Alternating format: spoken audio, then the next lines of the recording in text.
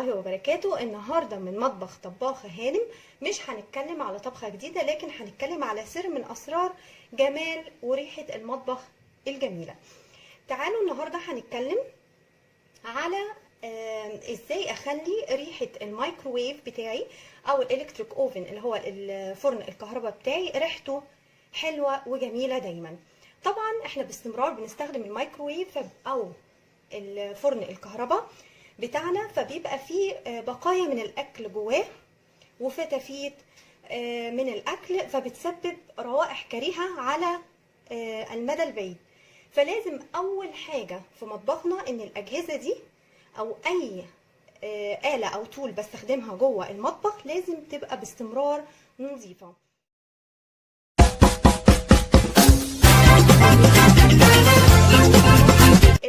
الاجهزه دي دايما باستمرار عشان ما يبقاش فيها اي بقايا اكل وتعمل روائح كريهه باستمرار استخدامها. يبقى احنا اتفقنا في الاول ان لازم كل الميكرويف او الفرن الكهرباء بتاعي انضفه بفوطه او بقطعه من السفنج بسائل صابون من جوه، وبفوطه ناشفه انشفه عشان يبقى زي الفل على طول.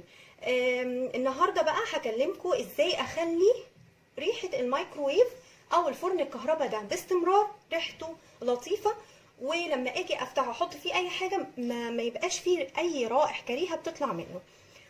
طريقه بسيطه جدا جدا وممكن نعملها في دقايق. النهارده هنستخدم بس نص كوبايه ميه ونص ليمونه.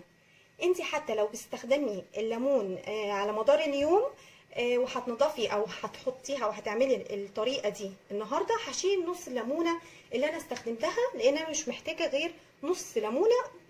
حتى ممكن يوز دي تبقى مستخدمه عادي مفيش مشكله، بس دلوقتي احنا هنشوف ازاي هنخلي ريحه الميكروويف او فرن الكهرباء بتاعنا ريحته كويس. هنيجي دلوقتي مكوناتنا عباره عن نص كوبايه ميه ونص ليمونه. هنجيب الليمونه بتاعتنا نص ليمونه بالظبط، هنعصرها في نص كوبايه الميه اهي، وكمان هنحط القشره جوه الميه، وتعالوا نحطها جوه الميكروويف لمده دقيقتين، وهنقفل عليها بعد كده ونفتح الميكروويف ونشوف ريحته بقت جميله ازاي. وده الميكروويف بتاعنا هنفتحه ونحط فيه نص كوبايه الميه بالليمونه وهنقفله لمده دقيقتين فقط لا غير، وهنشوف ريحه الميكروويف ده بعد ما ميه بالليمون تغلي جواه لمده دقيقتين. هيمتص كل روائح الكريهه اللي جوه الميكروويف، واحنا زي ما احنا شايفين الميكروويف نضيف على طول. وبعد ما الميه غليت بالليمون لمده دقيقتين جوه الميكروويف بقى طبعا ريحته في منتهى الجمال والنظافه، وكمان عملنا له تعقيم، يعني تعقيم وريحه حلوه، وكمان طبعا بيمتص كل روائح الكريهه اللي جوه الميكروويف.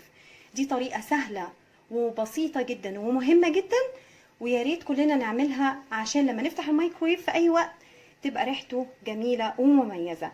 يا ريت نكرر الطريقه دي مره في الاسبوع عشان تخلي ريحه الميكروويف على طول ريحته جميله ونظيفه.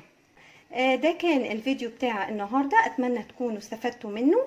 هو بسيط جدا بس مفيد جدا، واتمنى ان كل اللي عندهم مايكروويف يجربوا الطريقه دي او الفرن الكهرباء، هتفرق معاهم قوي. طبعا بما اننا كلنا هوانم في مطبخنا لازم كل حاجتنا تبقى نظيفه وريحتها حلوه.